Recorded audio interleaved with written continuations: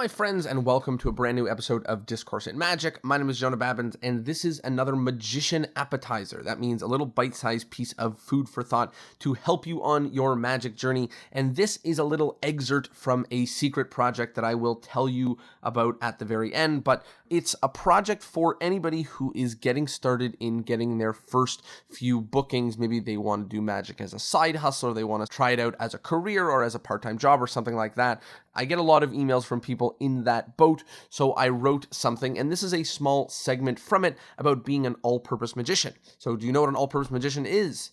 I imagine you don't, because I made it up. But an all-purpose magician is a magician who will and wants to and sort of designs their things to perform for anybody. Whatever kind of event you have, they're willing to perform for it. And it seems like a good idea. It seems like this is now somebody who is open to everything, but you start to run into some problems. So let me give you a thought experiment, and you'll see what I mean. So imagine, instead of magic, that you are getting married. You have a wedding coming up and you're getting married, and you have to hire a wedding photographer.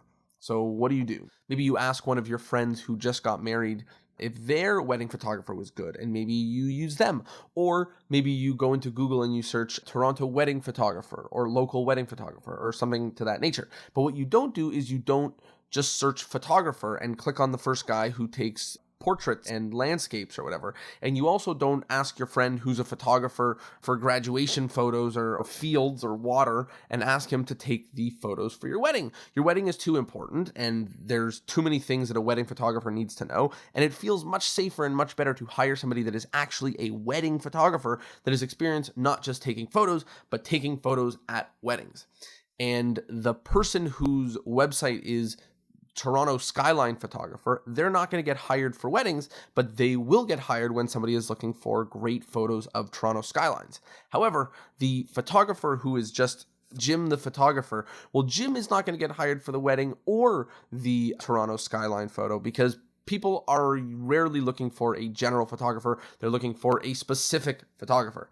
So that is the exact same thing with magic. And that's the problem with the all-purpose magician, is if you want to perform for anybody, you end up performing for nobody. So just by choosing your target market, by choosing that you want to be a restaurant or wedding or bar mitzvah or festival or birthday party or cocktail or summer camp or busking or convention magician, whatever kind of magician you decide that you want to be, it all of a sudden becomes way more likely that you are going to get hired, and way more likely that you're going to get hired in that target market.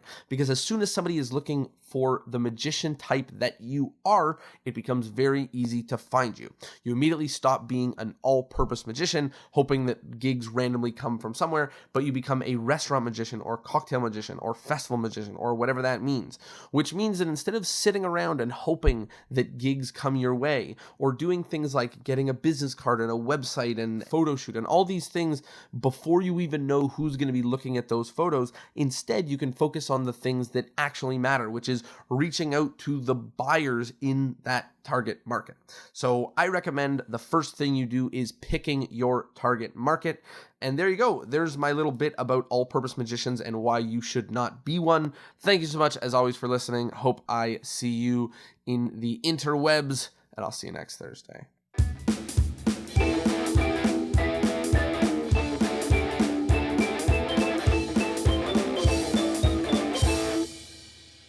Well, there you go. I hope that you learned something. Thank you so much for being here. I hope you are no longer an all-purpose magician. If you want to learn more about where that excerpt came from, or you want to learn about how to pick your target audience, I have a secret project that is coming out soon called Your First 5 Gigs. And it is a book to help you get started on the right foot, to do things right and in the right order, and help you get your first 5 gigs and snowball that into a magic career. So part of that is helping you pick your target market, as well as advice on many more things like sales and websites and bookings and relationships, and really how to get it done as efficiently and effectively as possible. So if that interests you, if you would like to read a little bit more things like this, please pre-order the book. It is about 75% done. It is in its editing phases, but if you're interested in things like this, please go to discourseinmagic.com/your-first-5 gigs, and that is where you can go to pre-order it. Thank you so much. I hope to see you on the inside, and I'll see you next Thursday. Peace.